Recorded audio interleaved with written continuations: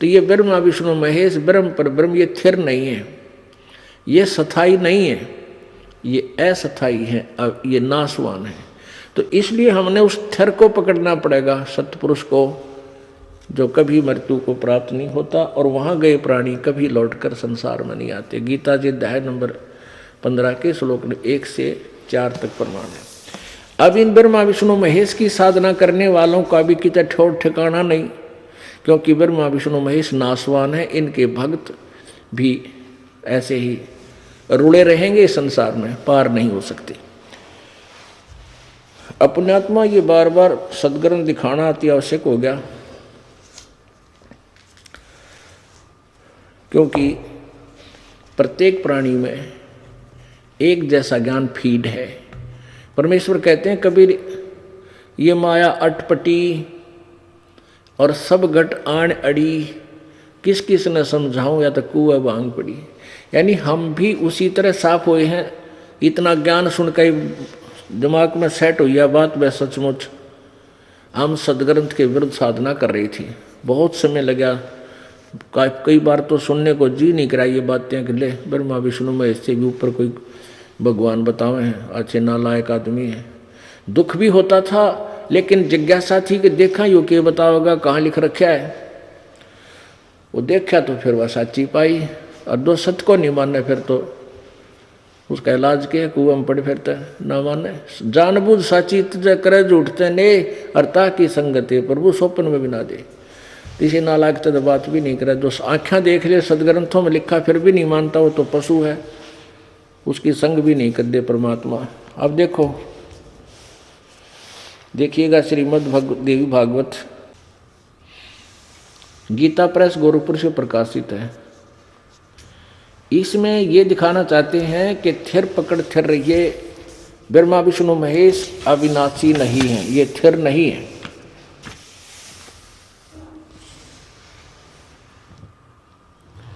संपादक हनुमान प्रसाद पोदार और चिमन लाल गोस्वामी।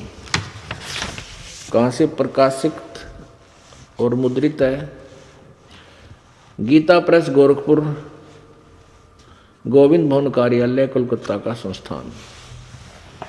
इसके 123 पृष्ठ पे है।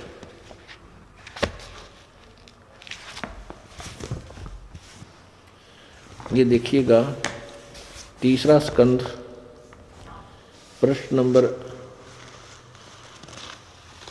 नंबर 123।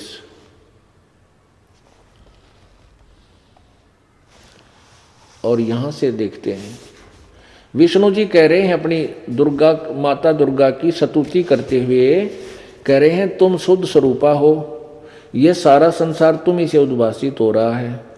मैं ब्रह्मा और शंकर, यानी विष्णु, ब्रह्मा और शंकर, हम सभी तुम्हारी कृपा से विद्यमान हैं। हमारा आविर्भाव जन्म और तिरोभाव मीन मृत्यु, हमारा तो आविर्भाव तिरोभाव यानी जन्म और मृत्यु होता है, हुआ करता है। केवल तुम ही नित्य हो, जगत जननी हो, प्रकृति और सनातनी देवी हो। ये प्रकृति दुर्गा को ही कहते हैं, ये भी ध्यान रखना, ये गीता में काम आओगा आपका कि प्रकृति शब्द दुर्गा के लिए है। अब भगवान शंकर बोले, देवी यदि महाभाग विष्णु तुम्ही से प्रकट हुए हैं, तो उनके बाद उत्पन्न होने वाले ब्रह्मा भी तुम्हारे बालक हुए। फिर मैं तमोगुणी लीला करने वाला शंकर क्या तुम्हारी संतान नहीं हुआ? अर्थात मुझे भी उत्पन्न करने वाली तुम ही हो। सिवे संपूर्ण संसार की सृष्टि करने में तुम बड़ी चतुर हो। इस संसार की सृष्टि स्थिति और संहार में तुम्हारे गुण सदा समर्थ हैं। उन्हीं तीनों गुणों से उत्पन्न हम यानी ब्रह्मा विष्णु एवं शंकर नियमानुसार कार्य में तत्पर रहते हैं। इससे सिद्ध हो गया कि ब्रह्मा विष्णु महेश स्थिर नहीं है। अभी इनको पकड़ने से यानी इनकी आड़ लेने से तो हम स्थिर नहीं हो सकते। स्थिर माने अमर, स्थिर। अब गीता ज्ञानदाता ये ब्रह्म है जो ब्रह्मा विष्णु महेश का पिता है। ये श्री कृष्ण जी में प्रवेश करके गीता जी का ज्ञान दे रहा है। चौथे अध्याय के 5वें श्लोक में कहता, अर्जुन तेरे और मेरे बहुत जन्म हो चुके, तू नहीं जानता मैं जानता हूँ। 9वें श्लोक में कहा है इसी चौथे अध्याय के में कि मेरे जन्म और कर्म दिव्य हैं, अलौकिक हैं, यानी जन्म तो है। गीता जी अध्याय नंबर 10 के श्लोक 2 में कहा कि अर्जुन मेरी उत्पत्ति को, मेरे जन्म को ये सिद्ध, ये देवता और ऋषि नहीं जानते, क्योंकि ये मेरे से ही उत्पन्न हुए हैं। इससे सिद्ध है गीता ज्ञान दाता का जन्म हुआ है, ये अविनाशी नहीं है। हाँ, वो दूसरी बात है कि इसके संतान नहीं जानती, क्योंकि पिता की उत्पत्ति को संतान नहीं जानती। दादाजी बताता है तो कौन ब्रह्मा का पिता है, कौन विष्णु की माँ, और शंकर का दादा कौन है, हमको दे बता। तो शंकर का दादा, इनका दादा कौन है, जो ब्रह्म का पिता है, वो कौन है, वो परम अक्षर ब्रह्म है, वो पूर्ण ब्रह्म है, सत्य पुरुष है, जो कबीर देव है। अब कबीर देव ने, उस पिता ने आकर के इस ब्रह्म की उत्पत्ति बताई है। पहले की निरंजन राई, पीछे से माया उपजाई, माया रूप देखति शोभा, और काल निरंजन तन मन लोभ्या।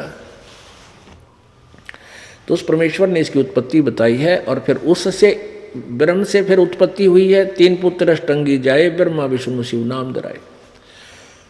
तो उस दादा ने, यानी सबके मालिक ने, कबीर देव ने आकर इसकी उत्पत्ति भी बताई। तो इससे सिद्ध है कि ब्रह्म भी नाशवान है। ये 8वें अध्याय के 13वें श्लोक में कहता, ओम इति एक अक्षरम ब्रह्म व्यवहारण माम अनुस्मरण, यह प्रयाति तजन देहम सयाति परमाम गतिम। मेरा केवल एक मुझ ब्रह्म का, माम ब्रह्म, मुझ ब्रह्म का एक ओम मंत्र है, उच्चारण करके सिमरण करने का, और कोई अक्षर नहीं, एक ओम अक्षर है, यही जाप है। और जो मेरी इससे साधना करता है वो मुझे प्राप्त होता है। इससे सिद्ध है कि ये ब्रह्म भी नाशवान है, इसका, जिसका ओम नाम है। ये कंसेप्ट क्लियर करने के लिए आपको रह रह कर ये उदाहरण दिए जाते हैं। अब तीसरा जो परब्रह्म है, ये भी नाशवान है, अक्षर पुरुष जिसको बोलते हैं। गीता जी अध्याय नंबर 15 के श्लोक नंबर 16 में 2 प्रभु बताए हैं, एक सरपुरुष, एक अक्षर पुरुष। अक्षर सरपुरुष है ये ब्रह्म, इसको सरब्रह्म भी बोलते हैं, सरब्रह्म, और एक अक्षर ब्रह्म। तो ये इनमें और इनके प्राणी और इनके लोकों में और इनका शरीर, जितने भी प्राणी हैं स्थूल शरीर, सब नाशवान है, जीवात्मा अमर है। 15वें अध्याय के 17वें श्लोक में फिर कहा है कि उत्तम पुरुषत्व अन्य है, वो श्रेष्ठ भगवान तक कोई और है, जो परमात्मा इति उदाहरते, जिसको भगवान कहते हैं। ये लोक तरम आविश्य विवर्ती अवय ईश्वर है, वो अवय ईश्वर, वो अविनाशी भगवान है, जो तीनों लोकों में प्रवेश करके सबका धारण पोषण करता है। गीता जी अध्याय नंबर 15 के श्लोक नंबर 1 से 4 में कति कंसेप्ट क्लियर किया है कि उल्टा लटका संसार रूपी वृक्ष है, और ये अविनाशी वृक्ष है, और इसके जो टहनी पत्तों सभी भागों को जो बता देगा वह तत्वदर्शी संत है। जिस तत्वदर्शी संत के विषय में चौथे अध्याय के 34वें श्लोक में गीता में कहा है, उसकी पहचान बताते हुए बताया गया है कि जो संसार रूपी वृक्ष, जो उल्टा लटका हुआ संसार रूपी वृक्ष है, इसके सभी अंगों को विभिन्न विभिन्न बता देगा, भिन्न भिन्न। स वेदवित, वो वेद के तात्पर्य को जानने वाला है, वो इस तत्व ज्ञान से परिचित है। तो परमेश्वर ने स्वयं ही आकर के, कबीर जी ने तत्वदर्शी संत की भूमिका की थी। उस समय अपनी सच्चिदानंद घन की वाणी में, अमर वाणी में, कबीर वाणी में लिखा है कि अक्षर पुरुष एक पेड़ है, निरंजन वा की डार, और तीनों देवा शाखा है, ये पात रूप संसार। तो पुण्यात्माओं, ये तीसरे नंबर का जो परमात्मा है वो वास्तव में अविनाशी है। तो इसमें बताया गया, परमेश्वर ने आगे बताया कि जब तत्वदर्शी संत तुझे मिल जाए, तो 15वें अध्याय के 1 से 4 श्लोक का तात्पर्य है, तो उसके पश्चात उस परमेश्वर के उस परम पद की खोज करनी चाहिए, जहाँ जाने के बाद फिर कभी जन्म मृत्यु में प्राणी नहीं आते, फिर वो कभी लौटकर संसार में नहीं आते। उसके लिए बताया है कि और वो परमात्मा वही है जिसने सारे ब्रह्मांडों की रचना की है, यानी सबका सृजनहार है वो। उसके लिए कहा कि 18वें अध्याय के 62वें श्लोक में कि तू सर्वभाव से उस परमेश्वर की शरण में जा, उसकी कृपा से ही तू परम शांति और शाश्वत स्थानम यानी सनातन परम धाम सत्यलोक को प्राप्त होगा।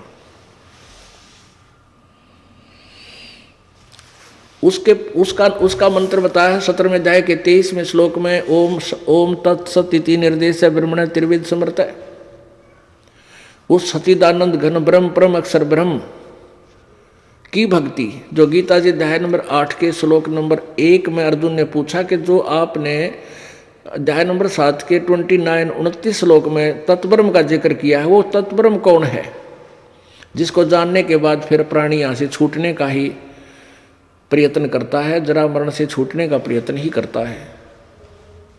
8वें अध्याय के 3रे मंत्र में श्लोक में गीता ज्ञानदाता कहता है वो परम अक्षर ब्रह्म है। एक सर्वब्रह्म, एक अक्षर ब्रह्म, एक परम अक्षर ब्रह्म। गीता जी अध्याय नंबर 15 के श्लोक 16 और 17 में तीनों भगवानों का कति कंसेप्ट क्लियर है। उसको अक्षर पुरुष को हो चाहे अक्षर ब्रह्म को हो या अक्षर पुरुष को हो या अक्षर ब्रह्म को हो। और 17वें श्लोक में जो वो परमात्मा बताया है उत्तम पुरुष है तो अन्य, वो परम अक्षर ब्रह्म, वो मूल मालिक है जिससे सबका संसार रूपी वृक्ष की जड़ है वो, और जड़ से ही सबको खुराक मिलती है। वो सबका पालन पोषण भी वो परम अक्षर ब्रह्म अर्थात सत्य पुरुष कबीर जी ही करते हैं। अब प्रसंग चल रहा है तो उसका मंत्र है ओम तत्सत। ओम तो ब्रह्म का, तत् ये इस अक्षर ब्रह्म का, ओम है यो क्षर ब्रह्म का। ब्रह्म कहो चाहे अक्षर ब्रह्म को। क्षर हम सिंपल संत भाषा में क्षर बोल देते हैं डिफाइन करने के लिए। एक अक्षर यानी सर्वब्रह्म और अक्षर ब्रह्म, सर्वपुरुष या अक्षर पुरुष एक ही बात है, यानी इनके पर्यायवाची शब्द हैं। और फिर तीसरा है वो परम अक्षर ब्रह्म, परम अक्षर पुरुष, वो है वास्तव में अव्यय ईश्वर, वो अविनाशी प्रभु है। उसका मंत्र बताया है ओम तत्सत। ओम तो सीधा ही इस ब्रह्म का है, ज्योति निरंजन का, और तत् ये इस अक्षर पुरुष का, अक्षर पुरुष का यानी परब्रह्म का, और तत् वो सांकेतिक है, ये तत् नहीं। ओम तत्सत ये कोई मंत्र नहीं। हरि ओम तत्सत भी कई देते हैं, वो ठीक नहीं।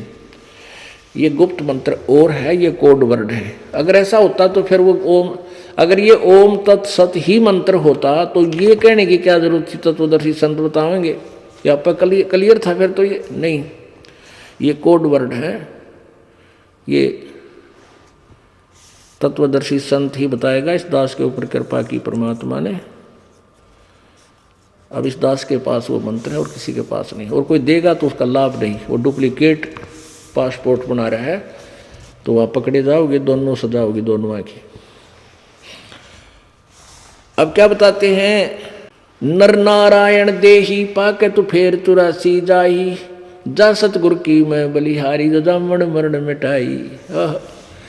उस संत के, उस सतगुरु के ऊपर मैं बलिहारी हूँ जो जन्म और मृत्यु मिटा दे, सदा के लिए समाप्त करे।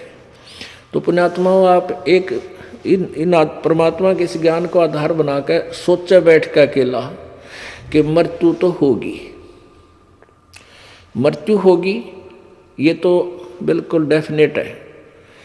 और ये जिसको तू अपना मान रहे तेरा है को नहीं, कति नहीं है। परमात्मा कहते नंगा आया जगत में नंगा ही तू जा, और बीच में ख्वाबी ख्याल है तेने यो मन माया ब्रह्मावे, कति नी वस्त्र आया था न्यो का न्यो जागा। बीच में जो तू कुमत कर रहा है, इसको मन और इस माया ने, त्रिगुणमयी माया ने तेरे को उलझा रखे।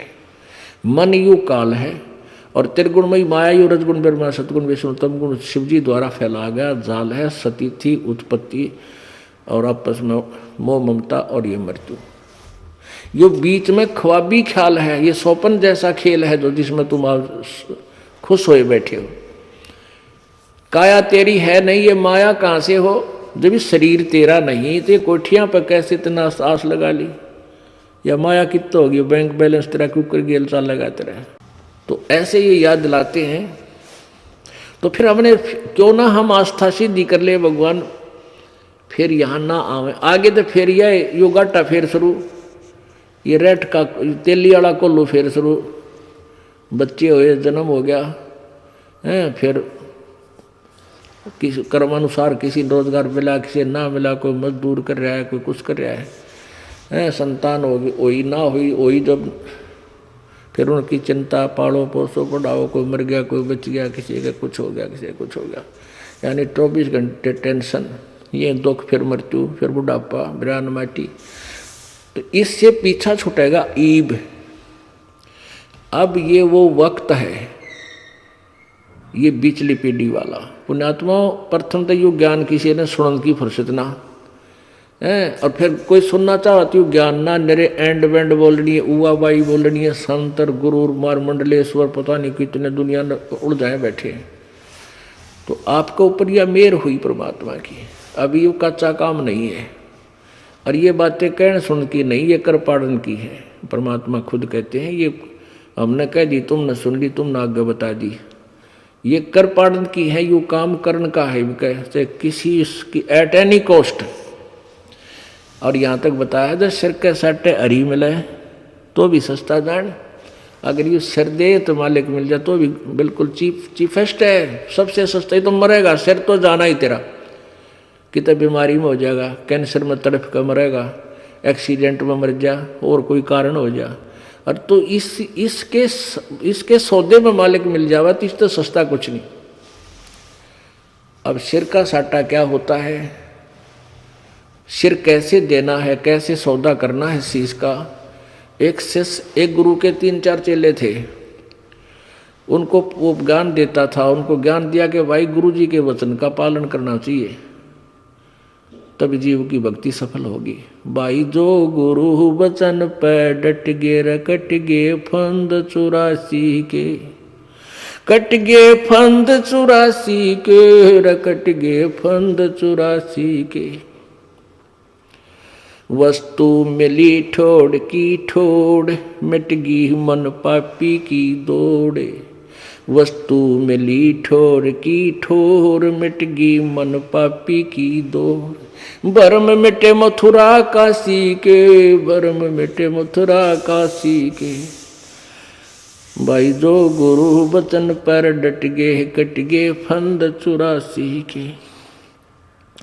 अब ये नियम सही है, परमात्मा भी कहते हैं गुरु वचन निश्चय कर माने, और पूरे गुरु की सेवा ठाने, पूरे गुरु की आड़ लेवे। तो ऐसे वो शिक्षा दे रहा था कि भाई गुरु जी के वचन का उल्लंघन नहीं होना चाहिए, जो कह दिया फाइनल हो, और वही भगत सफल होया करे। जैसे गोरखनाथ जी ने, गोपीचंद भर्तृहरि, ये दोनों राजा थे, और राज त्याग के ये फिर गोरखनाथ जी के शिष्य हो गए। तो गोरख उनसे कहने लगे भगवान हमारा उद्धार क्यों करोगा। अगर उद्धार होगा भाई ठीक है, नाम दे दिया, नाम जपो। और अलवर, ये राजस्थान में अलवर शहर है एक, वहाँ एक राजा का, नवाब का किला बना था, और कहा कि उस अलवर में नवाब का किला बना है, वहाँ जाओ दोनों जने, और वहाँ जाकर तुम मजदूरी करो, और वहाँ से पैसा मत लेना, अपने भोजन के लिए और टाइम की तो और करियो, जाओ। अब बताओ ये कोई भक्ति का कोई इसमें कोई अंश भी ना दिखता भक्ति का, लेकिन गुरु जी के वचन की कीमत होती है। वो किस दृष्टिकोण से उनको कह रहा है, क्योंकि वो किस सत्र के गुरु थे, फिर भी उन शिष्यों ने उस गुरु की आज्ञा का पालन किया। अब तो उनको जितना भी उससे राहत मिलनी थी, वह राहत गोपीचंद भर्तृहरि को मिली। तो कहने का भाव इस प्रकार वो उन्होंने गुरु का आज्ञा का पालन किया। 12 वर्ष तक अलवर के किले में पत्थर ढोए, पैसा नहीं लिया, कोई भी चीज़ मेहनताना नहीं लिया। अपने पेट के लिए एक कुम्हार के घर चले जाते, वो कुम्हार एकला दुखी होया करता, उससे कहने लगे पिताजी हम आपकी मदद कर देंगे। वो बोला भाई मदद कर दो चाहे ना कर दो, पैसा देने मेरे पास को ना। वो बोले जी ना पैसा नहीं ले। तो क्या हमने नो बोला दिए का दी रोटी दो तो दे दियो नाम, तो आपकी मदद वैसे भी करे, वैसे मदद वो नहीं करवा सकता, पता था उनको। तो वो क्या कहने लगे अपनी पत्नी से कि 2 आदमी और मेरे साथ रहे हैं, रोटी ज़्यादा दे दिया करे। वानो बोली और कमाल कर रहा है तो क्या करे सारा दिन, और खागड़ पाड़ लिए तो ना। वो 8 रोटी दिया करती था, 6 देने लगी उल्टी। तो वो तीनों जने उन मत एक 2 खा के अपना टाइम पास कर ले। इस तरह चलता रहा और फिर उन्हीं में इतनी सिद्धि शक्ति आ गई कि अंत में जब वो 12 वर्ष तक वहां रहे, ऐसा चलता रहा। तो चलते समय उन्होंने कहा कि पिता का हेत माता का कुहेत और आधे कंचन आधा रेत, यानी जो घड़े वो बनाया करता था वो आधे तो सोने के हो गए और बाकी बिना पके रह गए, कति कच्चे। आवाज जब खोला वो चले गए। बाद में जब उनके जाने के बाद उस कुम्हार ने कुम्हारी को अपनी पत्नी को दिखाया कि देख ये चलते समय ये शब्द बोल के गए थे वह। फिर वह भी रोई बेचारी, गाय मन तक गलती कर दी, ये तो महात्मा थे, भगत थे, कितने इनकी आत्मा दुखाई, तो ये के बने, वो तो समय गया। तो कहने का भाव ये है कि गुरु जी के वचन पर रुकने से जिस स्तर की उनकी भक्ति थी वो ये सिद्धि शादी ही बनाते हैं, ये सिद्धियां ही आ जाती हैं, इससे वो महात्मा और संत कहला जाते हैं। उस स्तर की जो पढ़ाई उन्हें पढ़ाई थी उसको भी गोपी चंद और भर्तृहरि ने गुरु जी के आज्ञा पालन करके सफल किया। कहने का भाव ये। और अब हम परमात्मा पूर्ण की भक्ति करेंगे तो भी गुरु जी का वही नियम है, गुरु जी की आज्ञा का पालन ही करना होगा। तो वो शेष अपने चेला तो ही बताया करता कि भाई गुरु जी की आज्ञा का पालन करना चाहिए तभी सफलता मिलती है। तो ऐसे पहले तो यह शिक्षा दी, फिर कहने लगा भाई तुम सारे पांचों के पांचों 4-5 जितने हो मेरे सिर में जूते मारो 5-5। अब फिर गुरु जी को भगवान के समान मानना चाहिए, ये भी शिक्षा साथ होती है। अब धर्म संकट में फंस गए भाई, गुरु जी का जूते मार दिए तो नाश पिट गया, बात बिगड़ गया था ना, कति कितना जोगे भी ना रहेंगे हम तो, या भक्ति का आग लग जाएगी मारी का है भाई। गुरु जी का जूते कैसे मारे, एकदम शतब्द हो गए, नीची गर्दन कर ली। और गुरु जी ने कहा भाई अरे ये क्या शिक्षा दी थी मैंने तुम्हारे को, भाई तुम तो भगत अच्छे नहीं लगते मुझे। एक व्यक्ति एक भगत खड़ा हुआ और अपना जूता निकाल के गुरु जी के चरणों में बैठ के निकट और अपने सिर में 5 मारे। गुरु जी बोले भाई डंडी मत मारे, मैंने मेरे सिर में कहा तेरे में नहीं। तो वो कहने लगा ये दास का शीश भी तो आप ही का तो है, ये दास का सिर भी तो आपका ही तो है। सीने से लगा लिया उस बच्चे को, बेटा थोड़ा बहुत विवेक भी होना चाहिए भक्ति में, निरा कति लकीर के फकीर नहीं होने चाहिए, यानी उसको सोचे ध्यान दे गहराई तक जावे। तो यहाँ कहते हैं ऐसे सिर सौंप्या गुरुदेव को, सिर सौंप्या कि ये मेरा नहीं दाता तेरा है, कितना प्रयोग कर इसको। सिर सौंप्या गुरुदेव को सफल होया यो शीस, नितानंद इस शीस पर आप बसे जगदीश। अब ये ऐसे शीश देना है। तो यहाँ बताया कि अगर सिर के साटे हरी मिले, अब गुरु जी को शीश दे दिया तो फिर ये आपका तो नहीं रहा, चिंता मिटी। अब चिंता तो भगवान न होगी इसकी, कैसे रखना है, कब तक इसको सुरक्षित रखना है, कोई आपत्ति आवेगी तो इसको फिर किस प्रकार टालना है। आप जी ने तो समर्पण कर दिया। पति भर्ता की तरह हमने इस परमात्मा एक ही भक्तों के पर आसक्त होना है, अन्य पर नहीं होना है। यानी जैसे फिर जब हम पति भर्ता पद पर आ जाएंगे, यानी एक का भगवान, नथिंग एल्स। सपने में भी किसी देवी देवता से हमने अपनी मनोकामना पूर्ण की इच्छा ना आवे, तब हम पति भर्ता पद पाएंगे। और जब हम पति भरता पद पा जाएंगे तो परमात्मा ने भावांगे, यानी पति भरता स्त्री तभी अच्छी लगे अपने पति ने, जब उसको ये पक्का विश्वास है कि ये किसी अन्य पर उसको नहीं चाहती, तो फिर उसमें उसकी पूरी आस्था होती है और उसके सब दुख का वो पति ख्यास रखे। तो परमात्मा कहते हैं पति भरता जमी पर जो जो धर है पाँव, समर्थ झाड़ू देत है ना काटा लग जावे। कि जब वो ऐसी आत्मा जो एक परमात्मा पूर्ण ब्रह्म पर समर्पित होगी पति भरता की तरह, तो वो अपने जीवन रूपी सफर में जब कदम रखेगी आगे, उस पे पाप रूपी कर्म के कांटे अगर उसके सफर में हैं तो समर्थ झाड़ू देते है वो कबीर परमात्मा पूर्ण ब्रह्म उसके भक्ति मार्ग, उस जीवन के सफर में आने वाले संकटों को हटाता चलेगा, कहीं मेरी प्यारी आत्मा के कांटा ना लग जाए।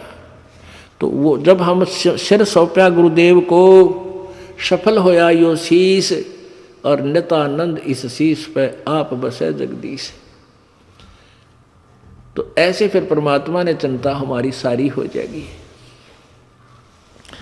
तो हमने ये ध्यान लगा, जहां आशा ता बासा होई, मन कर्म वचन सुमरियो सोई। गीता जी अध्याय नंबर 8 के श्लोक नंबर 6 में कहा कि अर्जुन ये नियम है, अंत समय में जो जिस भी इष्ट की भावना में भावित रहता है अंत समय में उसी को प्राप्त होता है। जो भी जिस भाव में भावित रहता है, जैसे हम ब्रह्मा विष्णु महेश जी की पूजा करते हैं तो ब्रह्मा या विष्णु या शिव जिसको इष्ट मानकर पूज रहे उसी के लोक में चले जाएंगे। वहाँ अपने कुछ पुण्य समाप्त होते ही तुरंत फिर 84 लाख योनियों में आ जाएंगे। जो ब्रह्म की साधना करता है, ब्रह्म कहता है जो मेरी साधना करेगा तो मुझे प्राप्त होगा। 8वें अध्याय के 5 और 7 श्लोक में कि तू मेरी भक्ति कर और निश्चय ही और युद्ध भी कर तो मुझे प्राप्त होगा। 8वें अध्याय के ही 8, 9, 10 3 श्लोक में कहा कि उस सच्चिदानंद घन जिसके विषय में 18वें अध्याय के 62वें श्लोक में, 15वें अध्याय के 1 से लेकर 4 श्लोक में और भी बहुत से स्थानों पर जिसके विषय में जानकारी दी है, उस तत्व ब्रह्म की साधना करता है। 8वें अध्याय के 3रे श्लोक में जिसके विषय में कहा वो परम अक्षर ब्रह्म है। जो उसकी पूजा करता है, उसकी पूजा उसके मंत्र का संकेत दिया है 17वें अध्याय के 23वें श्लोक में कि उसका मंत्र है ओम तत्सत। ओम तो ब्रह्म का, तत् और सत्य ये सांकेतिक है, ये परब्रह्म और पूर्ण ब्रह्म के ये दास बताएगा। ये पूरा मंत्र 3 मंत्र का एक ही बन जाता है। पुण्यात्माओं, ये सारा कुछ कथा सुना के आपके हृदय में यो ज्ञान फीड करना है, मेरा उद्देश्य ये है। इधर उधर के जो सारे कुछ लगाकर आपके हृदय में ये परमात्मा रह कर ऐसा ज्ञान दचा देना है कि आप भ्रमित ना हो जाओ, उंगलियों पर आपका यो ज्ञान समा जाए, बालक से लेकर बुढ़े ताईं। और ये ज्ञान कोई बड़ी बात नहीं होती, अनपढ़ भी इस बात को समझ सकते हैं, वो कम से कम बुद्धि तो इतनी रखते हैं, रह कर यो ज्ञान सुनेंगे। और जो वैसे तो आज कोई ऐसी स्थिति रहा नहीं, बुढ़े आते ही पढ़ गए, फिर भी कोई थोड़ा बहुत नहीं पढ़ा जाता, नज़र कमज़ोर होगी तो अपने बच्चों पर पढ़वा सके। देखिए भाई 17वें अध्याय का 23वां श्लोक पढ़ के सुनाइए मैंने, तो पढ़ सकता है, सुन सकता है, समझ सकता है, विश्वास कर सकता है। ऐसे ही भी ये काम बन जाएगा। तो कहने का भाव ये है कि वो उस परमात्मा की भक्ति करता है, यानी उसमें भावित हो जाता है, तो उसके पास भक्ति के बल से, योग के बल से, भक्ति की कमाई से वहाँ सतलोक चला जाएगा, उसके पास चला जाएगा। तो इस प्रकार हम क्यों ना यहाँ से जाना तो है ही, और ये हृदय में गांठ मार ले, या तो लगी लगाई है, समझदार आदमी तो जल्दी समझ जाता है ये तेरा नहीं है, तेरा कुछ भी नहीं है, तुझे यहाँ पर काल ने भूल भुलैया में रखा हुआ है, भ्रमित कर रखा, बका रखे। और इस भूल भुलैया को परमात्मा ना के हमें बता भी रखा, तो फिर हम क्यों ना असर करें अपने मालिक की बात पर। अब जैसे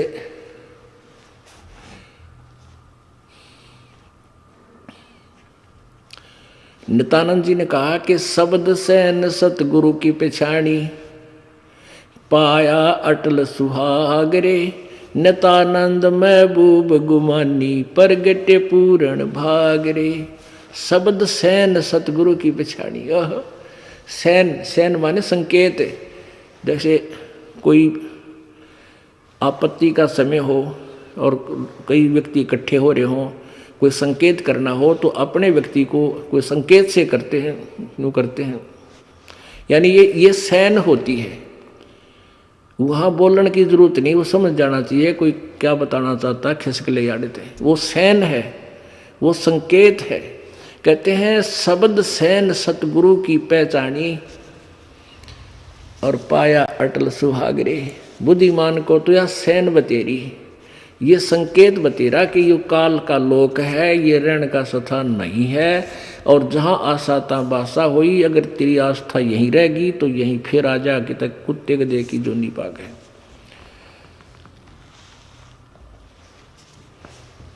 और सतगुरु का मिलना पूरे भाग से ही होता है। अच्छे पुण्यकर्मी प्राणियों को ही सतगुरु मिलते हैं।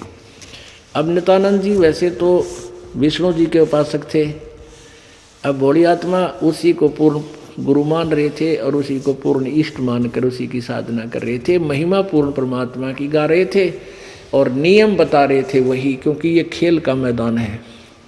जिला स्तर पर खेलेंगे तो भी नियम वही है, और स्टेट स्तर पर खेलेंगे तो भी वही है, और नेशनल स्तर पर खेलेंगे तो भी नियम वही रहेंगे। इंटरनेशनल खेल खेलेगा तो भी मर्यादा वही होती है। तो इस प्रकार ध्यान रखना। तो हमने कहाँ जाना है ये ध्यान रखना है। हमने सतलोक जाना है। उसके लिए क्या बता रहे हैं? नर नारायण देहे पाके तू फेर 84 जाही, जा सतगुरु की मैं बलिहारी, जो जामन मरण मिटाई। तो जामन मरण नहीं मिटेगा भाई, पहले तो भक्ति करो, भक्ति करके फिर आस्था यहां से हटाओ।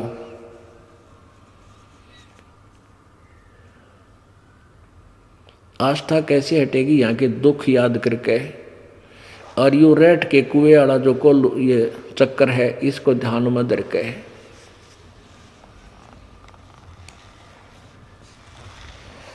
क्या बताते हैं? कुल परिवार तेरा सकल मसीह। जब ये मृत्यु हो जाएगी, मरो तो सारे गे ना, जो भक्ति नहीं करते उनकी मृत्यु होगी, और हम भक्ति करते हमारी भी मृत्यु होगी।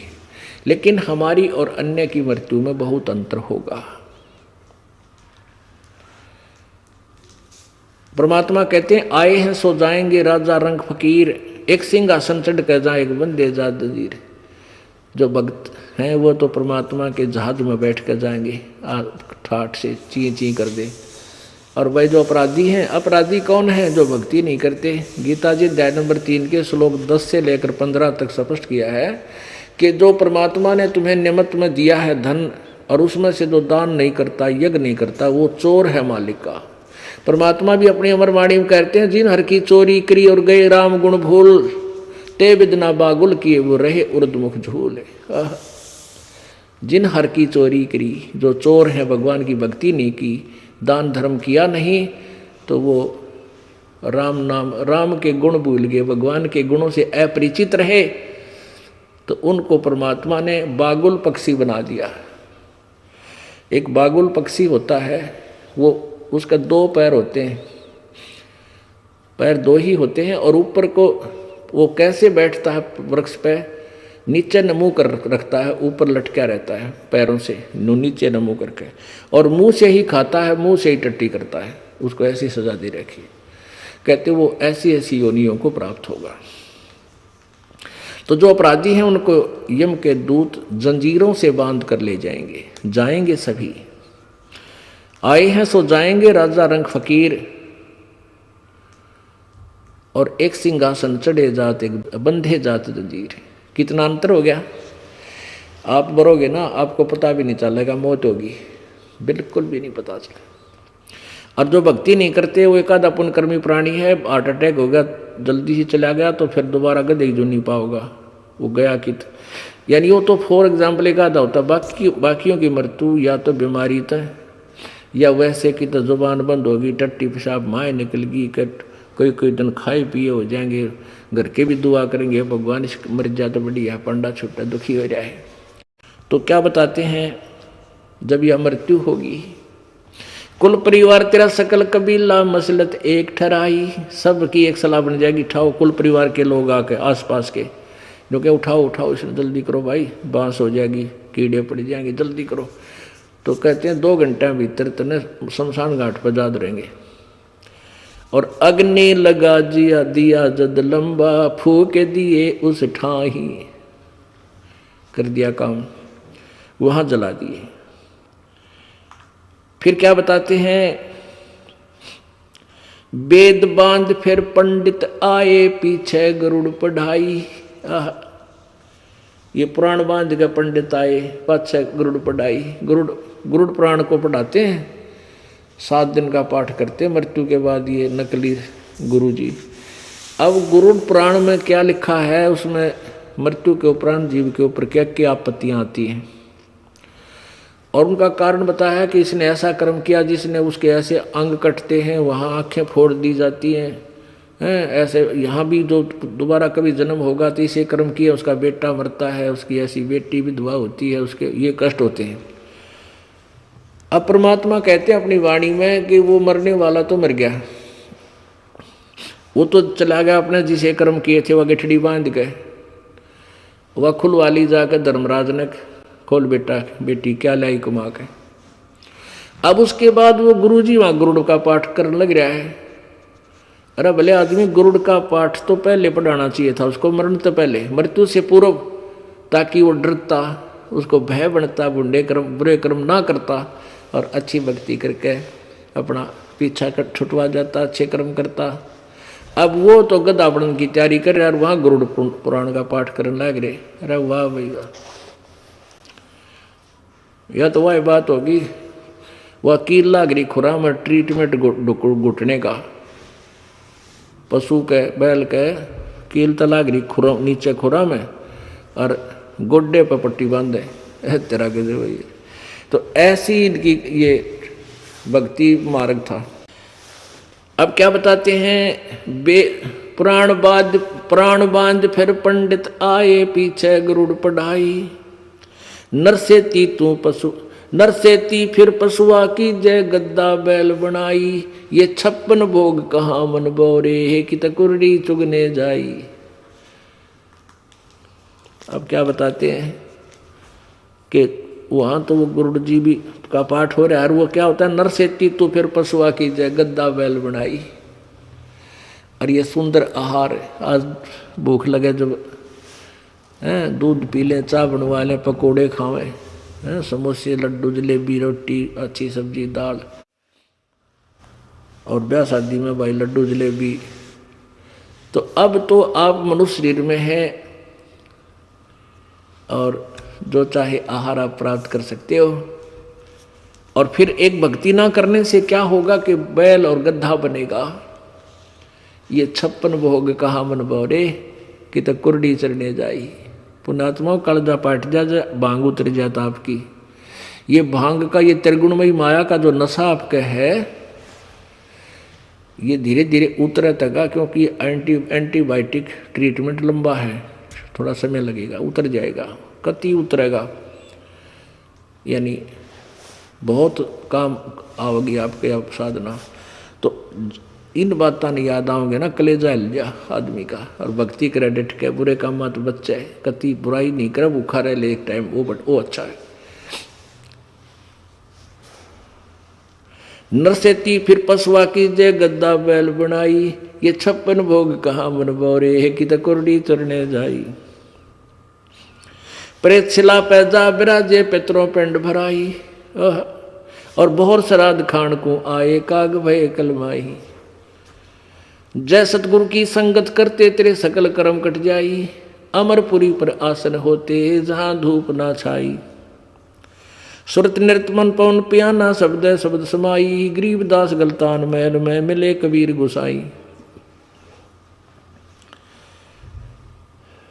अब क्या बताते हैं कि जब ये प्राणी मर जाता है, मृत्यु हो जाती है, शरीर छूट गया, तो इसको क्या करते हैं, फूल उठाओ, फूल यानी इसके अस्थियां उठाओ और कहाँ ले जाओ, गंगा में ले जाओ, गंगा में। किस लिए कि इसकी गति हो जाएगी। गुरुजी बताते हैं कि इसकी गति हो जाएगी तुम्हारे माता पिता की, और इसको गंगा में अस्थियां बहा का हुआ तुम्हारे विशेष गुरु के माध्यम से। तो यहाँ से जाते हैं अस्थि लेकर के गंगा के घाट पे, वहाँ गुरुजी और अक्षेत्र वाइज न्यारे न्यारे वहाँ गुरुजी हैं जो गति करने वाले हैं, मोक्ष करने वाले। तो वो फिर वहाँ अस्थि डालते हैं उनके, फिर पैसे पूजा मांगते हैं। अब होगी गति, पिताजी के फूल डाल दिए, अस्थि डाल दी गंगा में, गति कर दी। फिर कहेंगे भी इनके जो है ना 13वीं करो, किस लिए कि उसकी गति होगी। फिर कहेंगे इसका महीना, पहले महीना और फिर 6 महीने और फिर 6 माही करती, यानी उसमें विशेष प्रोग्राम होता 6 माही में, और फिर वर्षोधी वर्षी उसमें फिर विशेष। तो सारा क्रिया क्या थी, पिता की या माता की गति करावाएंगे, वो गुरुजी कराया करते। फिर कहते हैं भी इनके काटो श्राद्ध, ये पितर बन गए, और फिर जो कि इनके पिंड भरवा दो, किस लिए कि भूत जूनी छूट जाएगी, इनकी गति हो जाएगी। फिर श्राद्ध निकालते हैं, तो श्राद्धों के दिनों में कहते हैं सबसे पहले जब वो श्राद्ध निकालेगा, गुरुजी कहेगा कि ऊपर रखो कुछ भोजन, कौवे खा लेंगे। कौवे किस लिए खाएंगे कि हो सकता है तुम्हारे माता पिता कौवा बन गए हो। अरे तेरा गजब हुई हो। अब परमात्मा कहे हैं कहाँ से गति कराने लग गए थे और कौवा बना के छोड़ दिया। वो पिताजी का कौवा बनवा दिया। परमात्मा कहते हैं रे भोली सी दुनिया गुरु बिन कैसे सरिया। भाई जीवित बाप गेल लट्ठम लट्ठा मुँहे गंग पोचैया। जीवित बाप की तो कदे सेवा नहीं करी, और उस वो गुरुजी आया करते 1 महीने उसकी पूजा करें, संध्याय महीने, और फिर 13 दिन उसकी बटेवी की तरह सेवा। जो मांगे वाई ले दादा, जो मांगे लिया दादा। कदे पिताजी की गति में, यानी वो कदे भूत पड़ के सेध ना जातम ना फिर समारे, वह गति न्यू थी। और कोई पिताजी से कोई लेन देन नहीं रहा, फिर मेरे पाचा मर गया तो मर गया। डरते नो करा करते, कदे भूत बनकर फिर आसिद है। जानते हैं कील गाड्या करते जलिया में, कदे फिर उल्टा ना आ जा। अरे ई वो बाप दुश्मन हो गया, ई उसके सहारे पर बंद कर दिए, वापस नहीं आ जा। कबीर परमेश्वर जी कहते हैं रे बोली सी दुनिया सतगुरु बिन कैसे सरिया। जीवित बाप गिर तो लट्ठम लट्ठा, और मरे पाछे गंग पोचैया, गंगा ले गए। और जब आवे आसुज का महीना वो कौआ बाप बनैया। रे बोली सी दुनिया, जब आसुज का महीना आया वो कौआ बाप बना लिया कि हो सकता है ये तुम्हारे पिताजी हो, और ये देख खा गया ना कौआ, तेरे पिता को भोग लग गया। ये ऐसे थे हमारे गुरुजी, जिन्होंने कति रांद काट रखी, सारे भक्ति मार्ग का बट्ठा बैठा रखे। तो यहाँ क्या बताते हैं, परेत शिला पैजा बिराजे पितरो पिंड भराई, और बोहर श्राद्ध खान को आए फिर काग वहे कली माही। पहले पिंड भराए, फिर श्राद्ध निकाले, और कौआ बन के फिर वो श्राद्ध खान आएगी, श्राद्ध खान आएगी।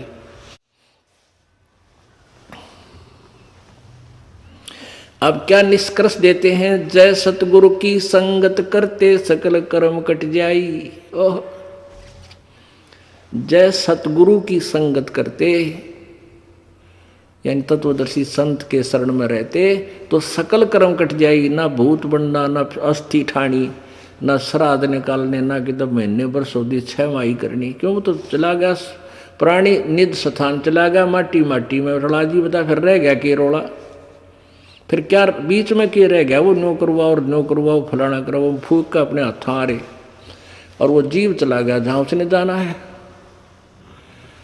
अब हमारा भक्त, परमात्मा के भक्त सतलोक चला जाएगा। तो कहते हैं जय सतगुरु की संगत करते सकल कर्म कट जाई। अमरपुरी पर आसन होते जहाँ धूप ना छाही। उस मन तू चल रे सुख के सागर, जहाँ शब्द सिंधु रत्नागर। मन तू चल रे सुख के सागर, जहाँ शब्द सिंधु रत्नागर। कहते अमरपुरी पर आसन होते, उस सनातन परम धाम पर पहुंच जाते तुम, जो गीता जी अध्याय नंबर 18 के श्लोक नंबर 62 में जिसके बारे में कहा, 62 में, कि हे अर्जुन तू सर्वभाव से उस परमेश्वर की शरण में जा, उसकी कृपा से ही तू परम शांति और सनातन परम धाम उस अमरपुरी में चला जाएगा। जय सतगुरु की संगत करते सकल कर्म कट जाई, अमरपुरी पर आसन होते हैं जहां धूप ना छाई। सुरत निरत मन पवन पियाना, शब्द शब्द समाई, गरीबदास गलतान महल में मिले कबीर गुसाई। अब गरीबदास साहब जी कहते हैं मुझे तो मेरा मालिक गुरुदेव कबीर जी मिल गए, इसलिए हम तो भाई मस्त हैं, हमने तो अपना ठिकाना ढूंढ लिया, सतलोक में जाएंगे।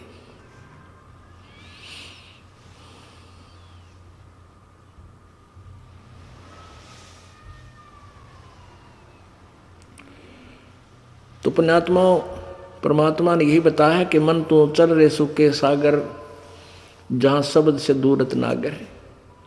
कोटि जन्म तन भ्रमत हो गए, कुछ ना हाथ लग्या रे, कुकर सुकर खरबा बोरे कौवा हंस बुगारे।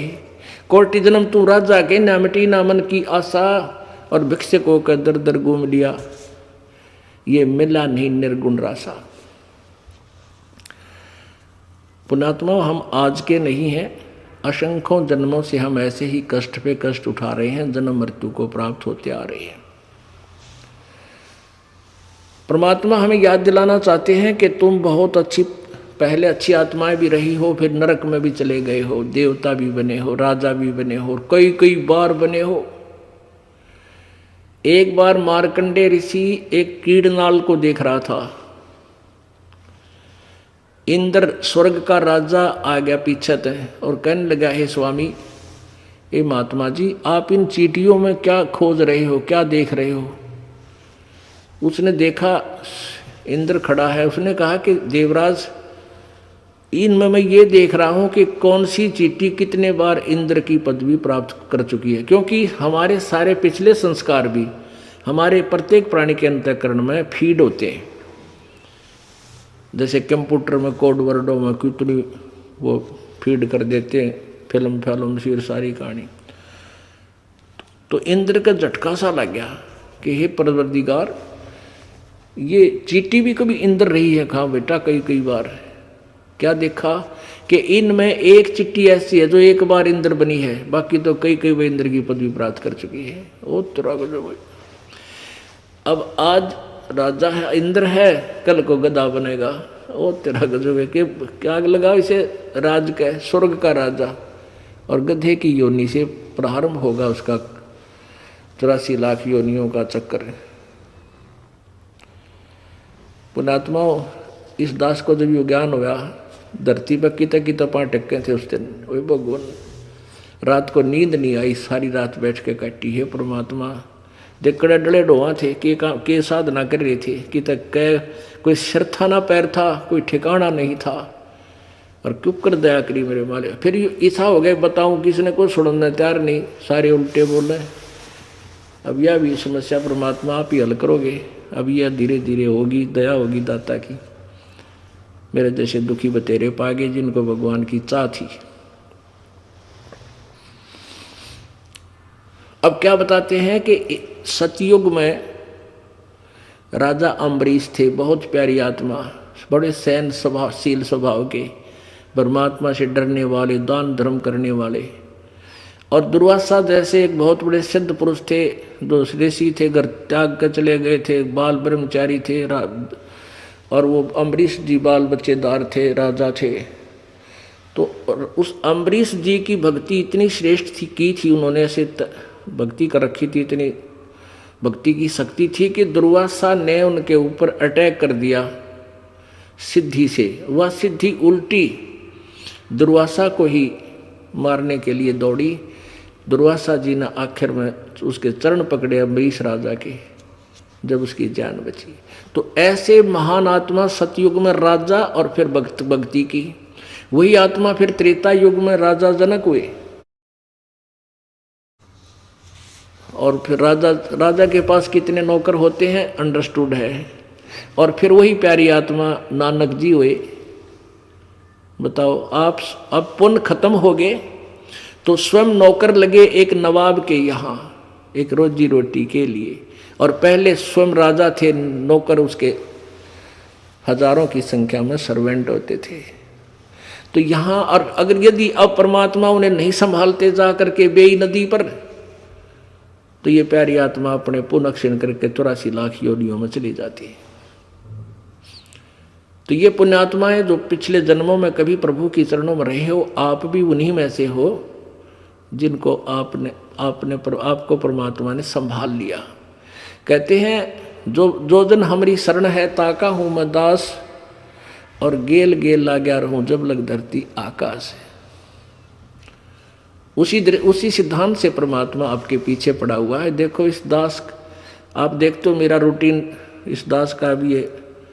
3 दिन सुबह उठ लेना, सारा दिन आपसे मिलना बोलना, कोई दुख सुख आपका पूछना, जिस दास को ज्ञान है आधे से बताना, फिर सत्संग करना 18 घंटे 12 घंटे, और फिर ये ज्ञान समझाना। तो ये किस लिए हो रहा है, मुझे क्या स्वार्थ है? दास का कोई लालच नहीं था कि मैं खुद रोजी रोटी के लिए ही इसे गड़ पड़वाऊँ हूँ, नहीं।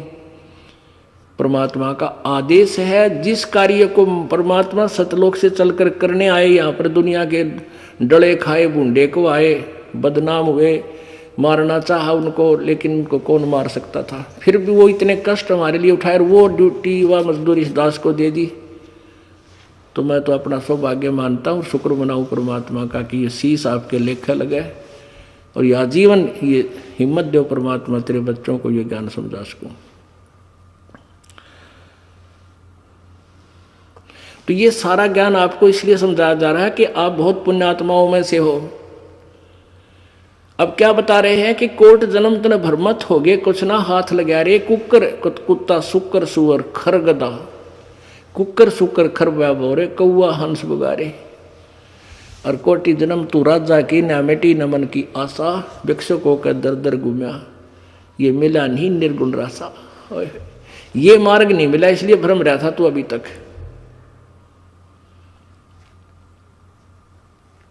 फिर क्या बताते हैं, इंद्र की पदवी जो स्वर्ग का राजा होता है, इंद्र कुबेर ईश की पदवी, और ब्रह्मा वरुण धर्मराया, ओह, और विष्णु नाथ के पुर को जाके, विष्णु लोक को जाके फिर भी तू वापस जन्म मृत्यु में आया। असंग जन्म तन मृत्या हो गए, जीवित क्यों ना मरे रे, और द्वादश बद मैल मठबोरे बहुर ना दे धरे रे। असंख्य जन्म तन मृत्या हो गए, जीवित क्यों ना मरे रे। अब जीवित मरना है कि जैसे आप सत्संग की तरफ चलते हो, सोचते हो, तो कोई न कोई बाधा आपके सामने अवश्य खड़ी होती है। कुछ एक पुण्यात्मा होते हैं जिनके पास नहीं होती, लेकिन बहुत के होती है। तो उस समय ये सोच ले भी, मान लीजिए आज मैं सत्संग में जाने से रुक जाऊं क्योंकि मेरा यू काम खराब ना हो जाए, कोई हानि ना हो जाए, और यह मृत्यु हो जाए मेरी, फिर परमानेंट मर गया, फिर तो कभी उस काम को ठीक करने आ ही नहीं सकता जिसकी चिंता में सत्संग में नहीं आया। और यदि आप 1-2 दिन के लिए जीवित मर के आ जाओ, न सोच लो मर गए भाई हम थे, अब कुछ भी हो पाछे थे, तो 2 दिन मरे फिर वापस चले जाओगे। तो फिर जो थोड़ा बहुत बिगड़ा, वैसे तो जो सत्संग में आते हैं उनका काम बिगड़ा नहीं करते, समझा कर ये सत्कर्म मान लेना, ये 100% समझना। जिस दिन आपके हृदय में यह बात समझ जाएगी, आपके काम नहीं बिगड़ सकते, आपके समरे पाओगे, चाहे मालिक ने खुद जाकर करना पड़ी हो। ये नियम है इसी ईश्वर का, परमेश्वर का। तो फिर भी आपके दिल डांटने के लिए परमात्मा कहे वो जीवित मर का जो 2 दिन के लिए, 2 दिन पाछे फिर से मान लोगे जब परमानेंट मर गया था, फिर भी तो न्यों का न्यों बिगड़ा रहेगा। तो कहते असंग जन्म तो न मर, फिर जीवित मरना है कि जैसे बीड़ी शराब मांस तम्बाकू है, कार कोठी देख कर कार कोठी बुढ़ाने दिल करे ना, इन ते भी मर ले, इन बुराइयों को भी नहीं छुए, टच नहीं करे, मर गया मरा के खावे फिर के चावे, ऐसे सोच ले। तो फिर बताते हैं द्वादश मद महल मठ बोरे बहुर ना दे धरे रे। अभी तक हमें क्या बताया गया था, 10वां द्वार में पार हो जा, 10वां द्वार पार करके नहीं, ये 12 द्वार है, 12वां द्वार है सतलोक में खुलता है। 10वां द्वार है वो केवल एक ब्रह्मांड में ही रह जाता है, एक ब्रह्मांड से पार होकर शून्य में घूमता रहता है। और जो 11वां द्वार है वो 21वें ब्रह्मांड काल के 21वें ब्रह्मांड से परब्रह्म के लोक में प्रवेश करता है, वो 11वां द्वार है। और 7 संख ब्रह्मांड जो परब्रह्म के हैं उनसे आगे चल के जो सतलोक में प्रवेश करने का एक ही द्वार है, वो 12वां द्वार है, वो द्वादश दर, वो 12वां द्वार है। उस 12वें द्वार को पार करके हम उस स्थायी स्थान पर अमर लोक में जाएंगे। द्वादश मद मैल मठ बोरे बहुर न दे धरे रे। फिर बताते हैं दोजक भी सभी तय देखे राजपाट के रसिया, और 3 लोग से तरपत नाही ये मन भोगी खसिया। आइए अब हम उन श्रद्धालुओं के अनुभव जानते हैं जो जगत गुरु तत्वदर्शी संत रामपाल जी महाराज जी से दीक्षा प्राप्त कर चुके हैं तथा उनके द्वारा बताए गए भक्ति मार्ग पर चल रहे हैं। बहन जी नमस्कार। सत्साई। क्या नाम है आपका? भगतमती ममता दासी। कहाँ से आए आप? जिला उन्ना, हिमाचल प्रदेश। संत रामपाल जी महाराज जी से नाम दीक्षा कब लिया आपने? संत रामपाल जी महाराज जी से दीक्षा मैंने 8 मार्च 2014 में ली। संत रामपाल जी महाराज जी से नाम दीक्षा लेने से पहले आप क्या भक्ति साधना करते थे? संत रामपाल जी महाराज जी से नाम दीक्षा लेने से पहले मैं सभी देवी देवताओं की भक्ति करती थी, जैसे कि शंकर भगवान में ज़्यादा आस्था थी मेरी। तो फिर संत रामपाल जी महाराज जी की शरण में कैसे आना हुआ? संत रामपाल जी महाराज की शरण में आने का एक बहुत बड़ा कारण है, कारण नहीं मेरे लिए तो वरदान है। मुझे कैंसर हो गया था फरवरी में, मुझे मतलब मैं बीमार रहती थी, बीमार रहने के कारण मेरा बहुत बुरा हाल रहता था। मैं ऑफिस जाती थी, मतलब ऑफिस से मैं घर बहुत मुश्किल से पहुंचती थी, मेरे घर वाले बड़े परेशान रहने लगे। फिर वो आखिर में बोलते कि इसका मतलब टेस्ट करवाना पड़ेगा, ये बीमार क्यों रहती है, इसको दर्द होता क्यों है। फिर हमने टेस्ट करवाया तो टेस्ट वाले ने बोला कि इसको ऐसे ऐसे प्रॉब्लम है, इसको आप अच्छे से डॉक्टर को दिखाओ। हमारे यहीं उन्ना में एक प्राइवेट डॉक्टर हैं, उनको दिखाया। उन्होंने कहा, मेरे पापा के मुँह पे बोल दिया कि आपकी बेटी को ऐसे ऐसे कैंसर बन रहा है। मेरे को उन्होंने रूम से बाहर निकाल दिया, लेकिन मैंने सुन लिया। उस टाइम तो मेरे पैरों के नीचे से ज़मीन निकल गई कि हे भगवान ये क्या हुआ, क्योंकि मेरे मम्मी की डेथ 3.5 महीने पहले हुई थी। कि ये मेरे पापा के साथ क्या हो गया कि पहले मेरी मम्मी की डेथ, अब मुझे ये बीमारी, महीने में तो मैं भी ख़त्म हो जाऊंगी ऐसे ऐसे। पर मेरे पापा को मतलब यकीन था, वो संत रामपाल जी महाराज जी का सत्संग कई सालों से मतलब सुन रहे थे, 2-3 साल से सुन रहे थे, पर मतलब कभी बोला नहीं हमें, ना ही कभी गए खुद, पर बहुत ध्यान से सुनते थे। और जब हम घर आए उस दिन तो पापा ने आके बोला कि वो डॉक्टर ने बोला था इनको पीजीआई ले जाओ, मतलब चंडीगढ़। पापा घर आए तो बोला कि अब हम मतलब पीजीआई नहीं जाएंगे, हम बरवाला जाएंगे। हम लोग सुबह ही बरवाला चले गए। बरवाला गए, हम लोग जैसे ही गए, हम अंदर गए, हमने भंडारा छका और दंडवत किया, गुरुजी के पास गए और गुरुजी को ऐसे ऐसे बताया कि गुरुजी मुझे ऐसे ऐसे प्रॉब्लम है, मेरे को डॉक्टरों ने बोला है आपको कैंसर है, आप पीजीआई चले जाओ। तो गुरुजी ने मेरे सर पे हाथ रखा और ज़ोर से हंसे और बोले कोई बात नहीं बेटा आप जाओ। और मैं उसी टाइम फिर दंडवत किया और गुरुजी से फिर बोला कि गुरुजी ऐसा हो कि मुझे ना जाना पड़े। हम घर आ गए, मुझे फिर बिल्कुल कोई दर्द नहीं हुआ, मैं रोज़ ऑफिस जाने लगी। 1 हफ्ता मैं लगातार ऑफिस जाती रही, पर गुरुजी ने मेरे को जैसे बोला था कि आप जाओ पीजीआई, वही हुआ। तो आपको संत रामपाल जी महाराज से नाम दीक्षा लेने के बाद क्या लाभ हुआ? क्या आपकी कैंसर की बीमारी ठीक हो गई? जी। आपने संत रामपाल जी महाराज से नाम दीक्षा क्यों ली? क्या आपकी कैंसर की बीमारी ठीक करवाने के लिए? हाँ जी, मैंने कैंसर की बीमारी ठीक करवाने के लिए ही नामदान लिया था, पर बाद में जाके जब ज्ञान समझ में आया, पर फिर मेरे को लगा नहीं ये बीमारी नहीं, ये मेरे लिए वरदान था। संत रामपाल जी महाराज से नाम दीक्षा लेने से आपकी कैंसर जैसी बीमारी ठीक हो गई। हम आपसे ये जानना चाहते हैं कि संत रामपाल जी महाराज का सामाजिक सुधार में क्या योगदान है? संत रामपाल जी महाराज जी का सामाजिक सुधार में बहुत बड़ा योगदान है। उनके बताए हुए तरीके से, उनकी बताई हुई मैणी से हमारी शादी हुई। ये मेरे भगत जी हैं विपिन दास, सर क्या नाम है? मेरा नाम विपिन दास है। सर कहाँ से आए हैं आप? मैं डिस्ट्रिक्ट ऊना हिमाचल प्रदेश गांव बीटन से आया हूँ। सर क्या काम करते हैं? हमारा अपने काम है मैसन का। सर जिस तरह से समाज में बहुत सारी कुरीतियाँ फैली हुई है, जैसे कि दहेज प्रथा, आप संत रामपाल जी महाराज जी के शिष्य हैं, सर आप क्या कहना चाहेंगे? सर हम जैसे कि हमने नामदान ले रखा है संत रामपाल जी महाराज से, तो हम उनसे हमने नाम दीक्षा लिए, तो हम उनके अनुसार ही चलते हैं, क्योंकि जो हमारी शादी हुई वो शास्त्र अनुसार हुई है और उसमें ना हम दहेज ले सकते हैं और ना कुछ ऐसे शगन वगैरह कुछ करना है। एकदम सिंपल तरीके से हमारी शादी हुई है।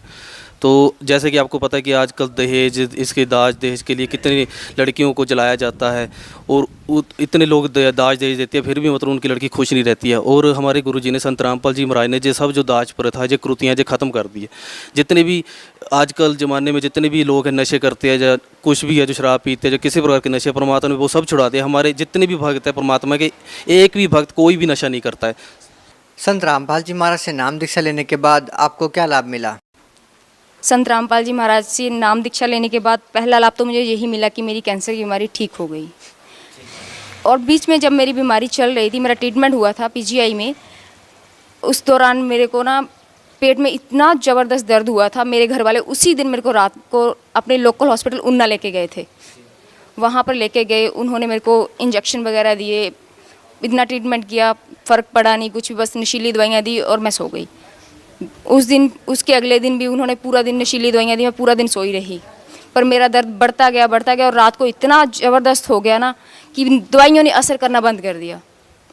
क्या आप आज भी संत रामपाल जी महाराज में विश्वास रखते हैं, जबकि संत रामपाल जी महाराज जी भी जेल में हैं?